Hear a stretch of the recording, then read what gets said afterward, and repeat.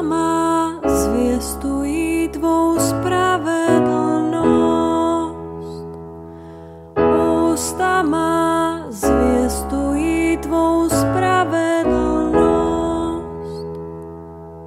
Doufej v Hospodina a čiň dobro. Pak budeš přebývat v zemi a těšit se klidu. Raduj se v Hospodinu a dá ti, po čem touží tvé srdce. Ústa má zvěstují tvou spravedlnost.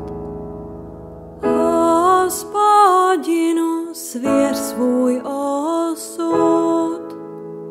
V něho důvěřuj, on sám bude jednat. Tvé spravedlnosti dá vzejít jako světlo. Tvému právu jak polednímu jasu.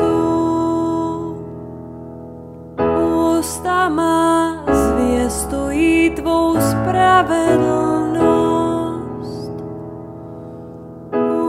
Ústa spravedlivého mluví moudře. Jeho jazyk hovoří, co je správné. Boží zákon mu ovládá srdce, proto nevrávorají jeho kroky. Ústa má zvěstují tvou spravedlnost.